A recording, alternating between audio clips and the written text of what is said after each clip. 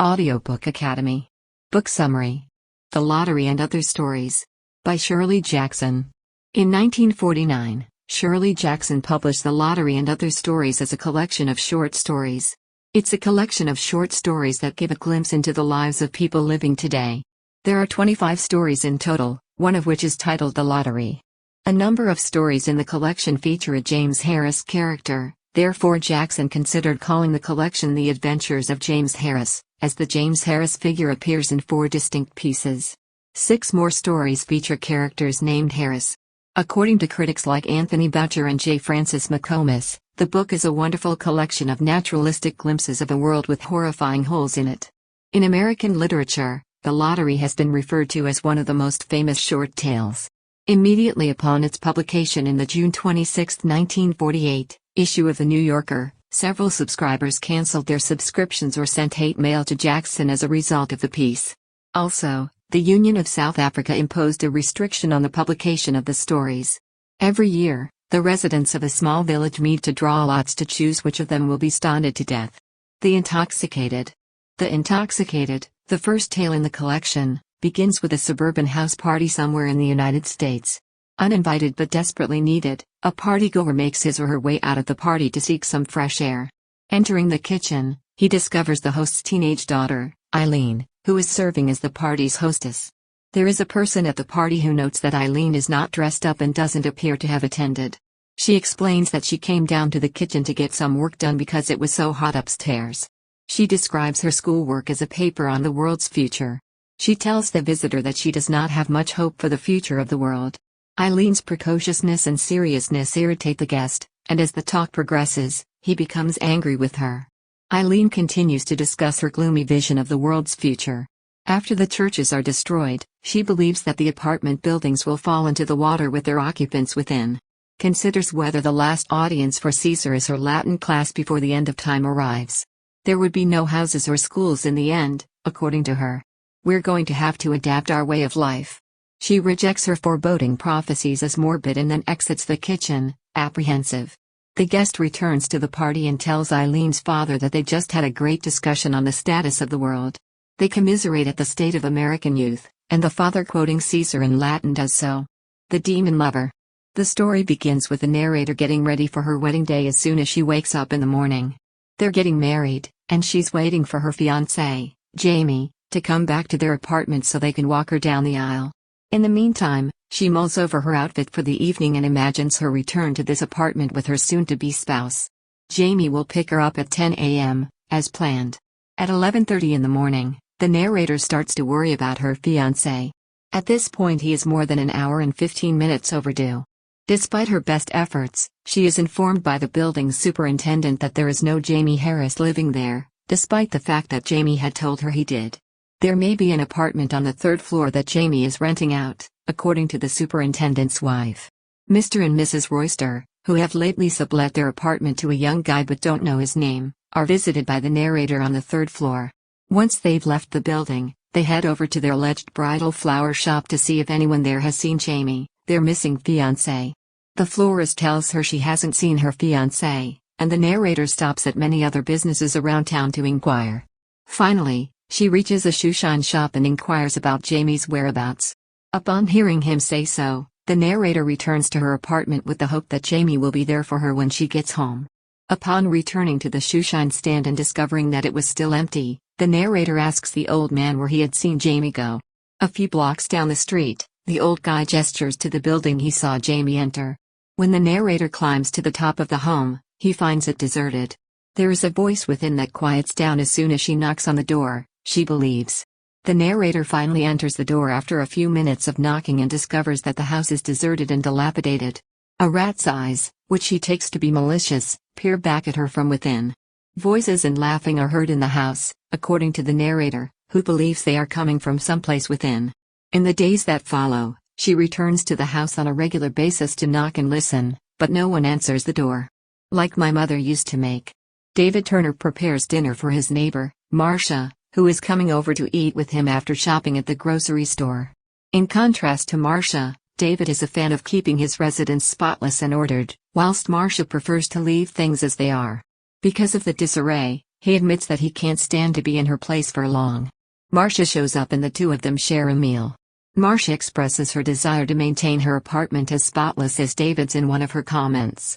David serves her a cherry pie that he baked himself for dessert.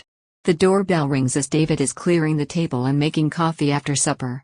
Mr. Harris, Marcia's co-worker, enters the building. The moment Mr. Harris steps foot into Marcia's apartment, she immediately begins acting as if it were her own and pretending to be the one who prepared the meal and cooked the pie for him. Despite his irritation, David finds that he cannot leave the dishes in the sink untouched. He cleans and organizes the dishes before putting them away. Mr. Harris is greeted by Marcia and Mr. Harris in the living room with a warm and welcoming tone of speech when he joins them. Because he lacks social skills, David cannot ask Marcia and Mr. Harris to leave. When Marcia's ruse gets too much for David, he joins in and leaves after supper. His apartment's door is unlocked with a key from hers, and she tells him not to forget his own. Thanking Marcia for the supper, David enters her unkempt flat. He's still able to hear them talking across the hall, so he decides to clean Marcia's flat out of frustration and resentment. Combat is a form of evidence. Emily Johnson is married, but her spouse is now serving in the military and she lives alone in a New York City apartment. There are a few things missing from her apartment now after 6 weeks of being in the building. Assuming she can take care of the issue without informing her landlord, Emily decides to keep it a secret. Emily comes to the conclusion that the thief must be in the building all day while everyone else is at work, and she's right. She catches someone leaving her apartment one day and decides to confront the person. Knocking on the door of their apartment, she follows them inside. Mrs. Allen, a senile old lady, answers. As a result of Emily's befuddlement at the woman's age, she doesn't approach her right away.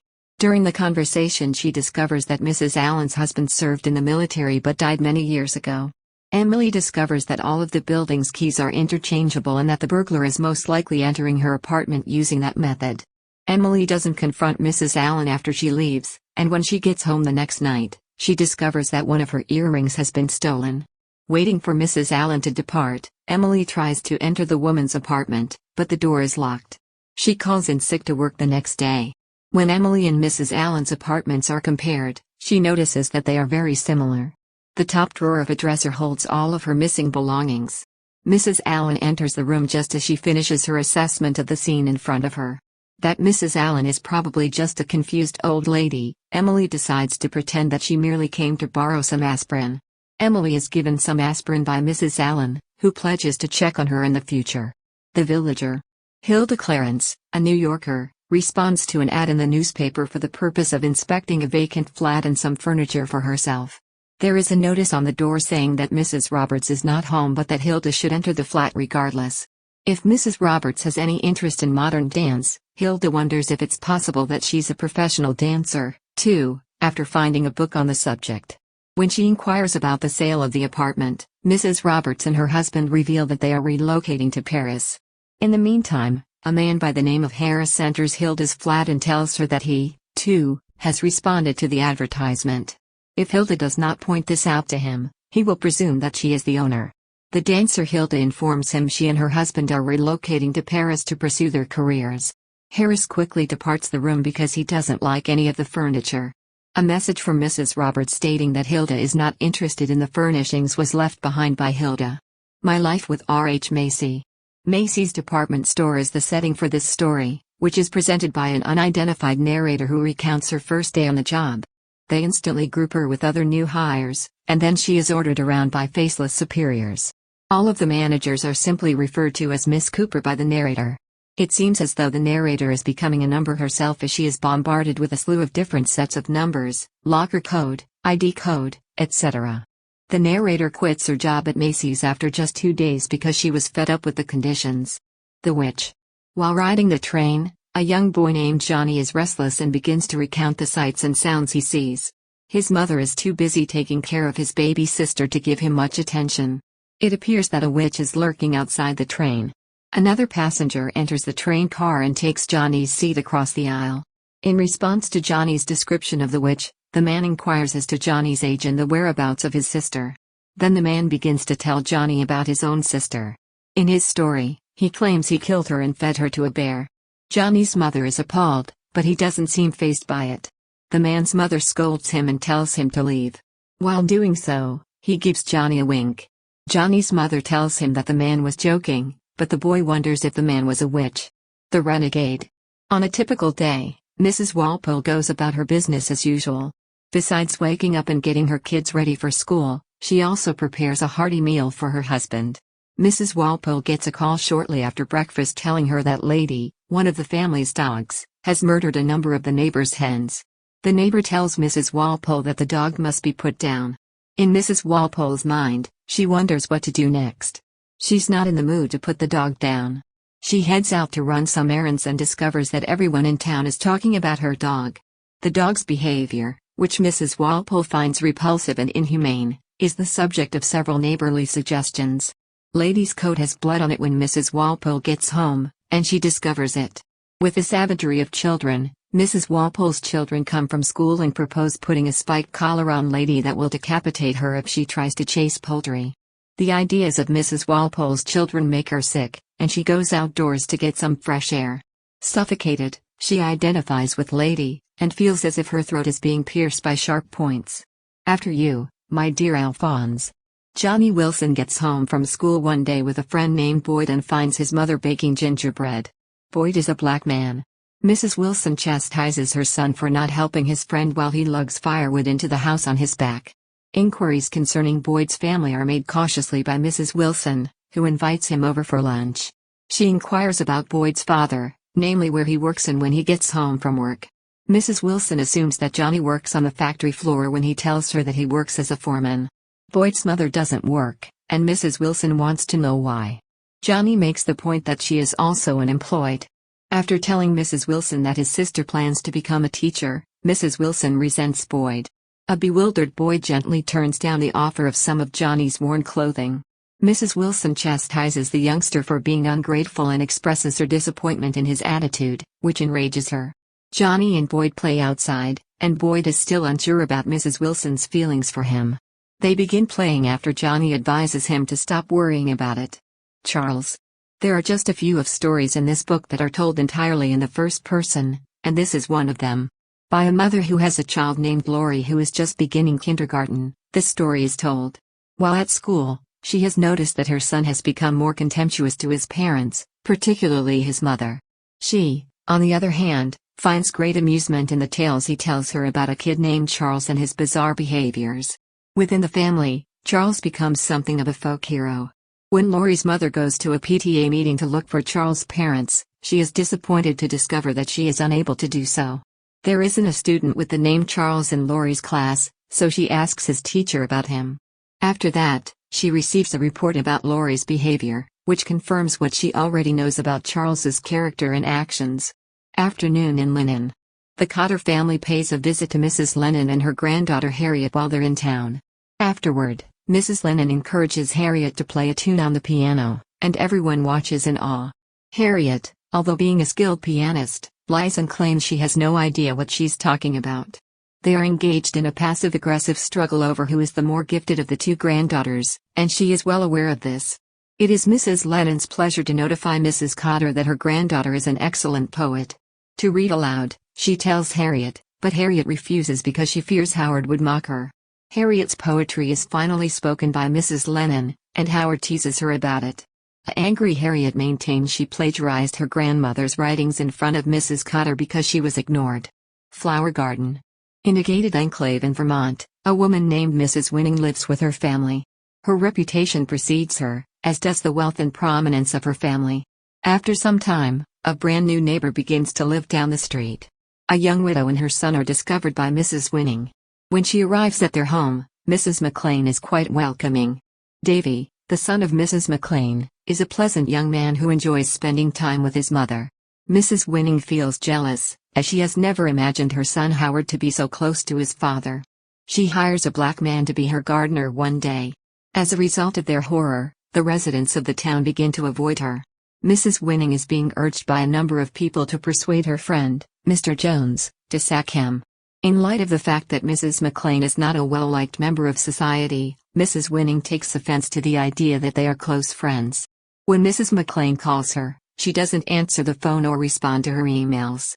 Mrs. Winning tells Mrs. McLean that the neighborhood may have shunned her because she hired Mr. Jones. In response to the remark, Mrs. McLean is outraged and doesn't understand why simply hiring a black man would give her this reputation. One of the trees in Mrs. McLean's yard has been knocked down by a thunderstorm. She wonders aloud to Mr. Jones if she should just quit up and return to the city when he finds that he cannot remove it. The tree, she warns Mr. Jones, could be a problem for the incoming owners. Davy greets Mrs. Winning on the street, but she doesn't respond. Dorothy, my grandmother, and the sailors all had a great day together. They tell us about their childhood in San Francisco, which is never identified. Her mother and grandmother would tell her and her best friend, Dorothy, to stay away from sailors during Fleet Week, when they would flood the town. Despite the narrator's lack of understanding as to why she was terrified of sailors, the warning remained in her mind. Dorothy, her grandmother, her mother, and 2 sailors sat next to her when she went to a movie with them. She was shaken to the core and stormed out of the theater. After that, the girls are taken out for hot cocoa by the narrator's mother and grandmother as a means of comfort. However, a growing number of sailors are spotted in the cafe. This assumption is based on what her mother tells her. The narrator takes in a scared Dorothy for the night. Colloquy. If someone is going insane, Mrs. Arnold wants to know how to spot it, so she goes to see a professional to get some advice. As a result, the specialist turns to Mrs. Arnold for clarification. Mrs. Arnold recalls a day when her husband was unable to get the New York Times from his usual newspaper kiosk, causing him to become irrationally concerned. She wonders why terminology like psychosomatic medicine or international cartels exist. The doctor's medical explanation to her begins to use the same confusing, too verbose terminology. When Mrs. Arnold goes into full-blown hysteria, the doctor chastises her. Inscrutable phrases continue to be used by him. Mrs. Arnold simply repeats some of what he said once she has surrendered and then departs. Elizabeth. It is with some surprise that Elizabeth Style learns that her boss and lover, Robert, has hired a young, stunning lady as his new personal assistant at her New York literary agency. She confronts Robert about hiring Daphne while they are having lunch. The two of them return to work after Robert has evaded the question. When he arrives at Daphne's, Elizabeth finds it difficult to keep up with what he is saying. A previous client of Elizabeth's named James Harris has agreed to meet her for supper. When she's finished, she tells Daphne she's been fired. As she prepares to dine with James Harris, Elizabeth believes that he will be her ticket out of New York City and onto some tropical beach somewhere, despite the fact that she barely knows him. A fine old firm. A Mrs. Friedman interrupts Helen and her mother, Mrs. Concord, as they are sewing together and introduces herself. Bobby, the son of Mrs. Friedman, is currently serving with Charlie, the son of Mrs. Concord. After reading the letters from their sons to their mothers, the mothers realize their sons have described the identical incidents in 2 different ways. Her husband, the founder of a legal company, is interested in hiring Charlie when she returns home, according to Mrs. Friedman. Mrs. Concord declines the offer, stating that Charlie will be working at another firm when he returns home. There is a final farewell from Mrs. Friedman. The dummy. Dinner for the ladies at a restaurant with a reputation for live entertainment is a highlight of their week. Ordered meal is served on the restaurant's stage along with an act. A ventriloquist and his dummy perform the act. The women aren't a fan of him. Immediately following his performance, the ventriloquist makes his way back to his table, accompanied by a stunning young lady. The girl is insulted and mocked by the dummy as the pair dispute. After hearing the dummy's conversation with Mrs. Straw, Mrs. Wilkins slaps the dummy and walks out of the room with her. The girl straightens the dummy's head after they have left. 7 types of ambiguity. Mr. Clark is a regular customer of Mr. Harris's bookstore. In spite of the fact that he can't afford the book 7 Types of Ambiguity, Mr. Clark keeps returning to the store to check it out. In return, Mr. Harris has promised to keep the book safe. A married couple comes in one day with the goal of expanding their book library. In the course of their conversation, Mr. Clark makes it plain that the man in the relationship is jealous of Mr. Clark's intellectual superiority. Mr. Clark discusses the 7 Types book with Mr. Harris before he leaves, and the other man asks Mr. Harris if he can purchase the book, despite his lack of interest. Mr. Harris had no problem persuading the couple to buy the book. Come dance with me in Ireland. The old homeless guy comes knocking on Mrs. Archer's door, trying to sell her a pair of shoelaces. In order to bring the man inside the house, Mrs. Archer asks her friends Mrs. Corn and Mrs. Valentine to aid her. During the supper preparation, Mrs. Corn suggests that the man is inebriated. John O'Flaherty is the man's name, he tells them. In the midst of his meal, He confides in them that he knew Yates. While still eating, he rises to thank Mrs. Archer for her hospitality and criticizes Mrs. Corn before he's finished his meal. She assumes that she was correct in labeling him a drunk when he walks away. Of course. When a new family moves in next door, Mrs. Tyler uses the opportunity to introduce herself to them. Mr. and Mrs. Harris, along with their children, are her next-door neighbors, she learns. In the course of their conversation, Mrs. Harris reveals to her that her husband, James, despises the radio and newspapers and only reads plays from the pre-Elizabethan period. The New York Times was left on their doorstep because their previous neighbors disliked them for it. In the course of their conversation, Mrs. Tyler comes to the conclusion that she has nothing in common with Mrs. Harris and, as a result, will not be her friend. When Mrs. Harris offers to host her and her husband for a game of bridge, she is shocked to learn that her husband despises the game as much as she does. After Mrs. Harris's departure, Mrs. Tyler is relieved to have her gone. Pillar of salt. To celebrate their one-year anniversary, newlyweds Margaret and Brad decide to visit New York City.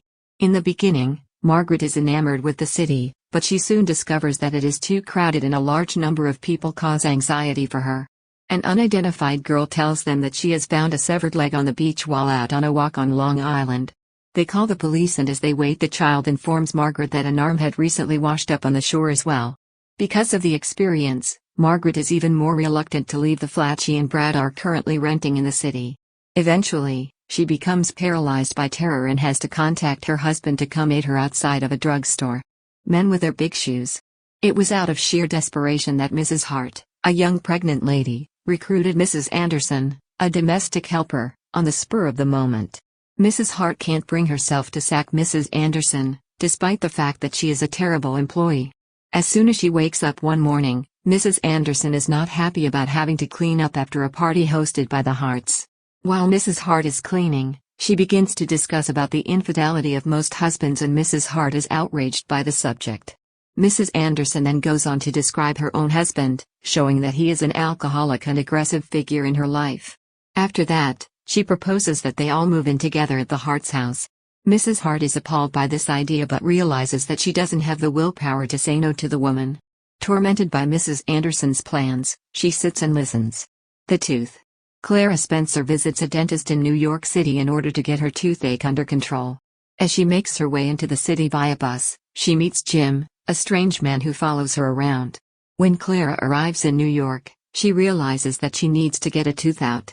When she gets home from the dentist, she's in a lot of pain and has lost her memory due to the pain medication, so when she goes to the bathroom to wash her face, she doesn't recognize herself in the mirror.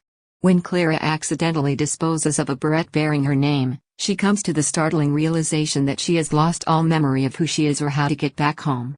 The two cross paths as she makes her way out of the building and he takes her with him. She imagines that she and Jim are jogging in the sand together. Got a letter from Jimmy. It is revealed that her husband has been receiving letters from Jimmy, and the narrator of the narrative, a woman who is never identified, learns this while having dinner with her husband. The husband and Jimmy had some type of quarrel recently and he decides to send the letter back unopened. Intrigued, the narrator tries to persuade her husband to examine the letter, even threatening to kill him if he refuses. When he continues to refuse, the narrator grows enraged and swears to beat her husband to death and bury him with the letter in their cellar. The lottery. There are barely 300 inhabitants in the small town where the book's last story takes place. The town's residents come on a June morning at 10 o'clock to watch a lottery. Small youngsters were sifting over rocks in a nearby field. The head of each family, generally the husband, is summoned to pick a slip of paper from a black box by a guy named Mr. Summers, who conducts the lottery. Each family's heads receive slips, and they all check them at the same time. It was delivered to Bill Hutchinson, who goes by the name of Bill Hutchinson. His family is chosen out and Mr. Summers makes them draw from a box with 5 slips.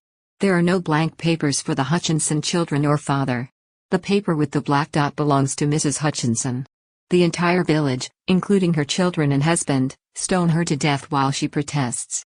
Some lines from James Harris' The Demon Lover, Child Ballad No. 243 serve as the book's epilogue, concluding the narrative. A woman and a man set sail on an otherwise deserted ship in this poetry. She discovers her traveling companions cloven foot shortly after they set sail. Her partner tells her to stop because the woman is afraid.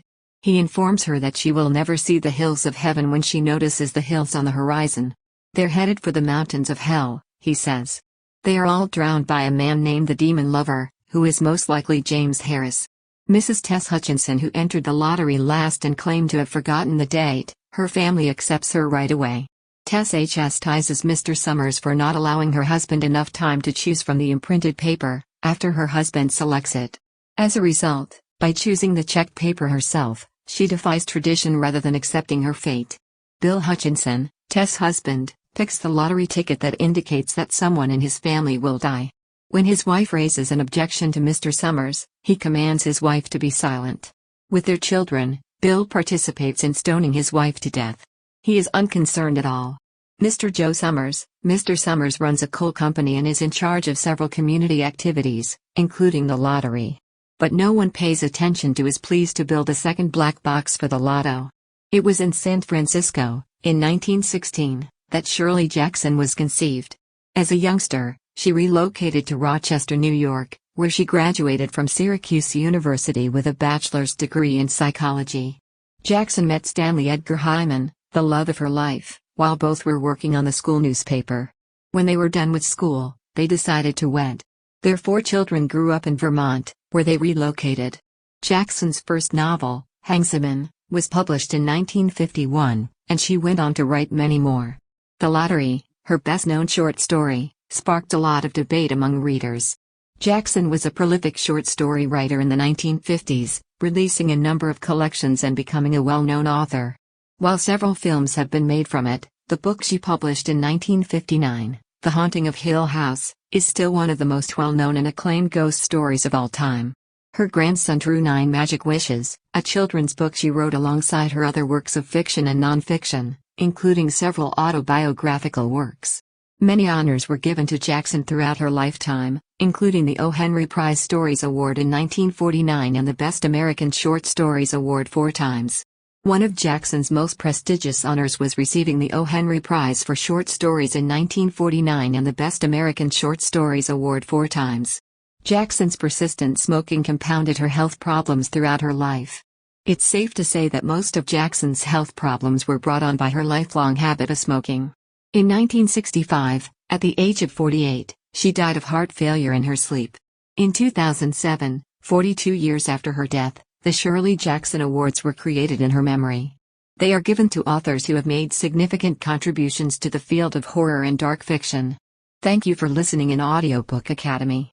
Don't forget to subscribe and smash that like button for more content like this. See you in next video.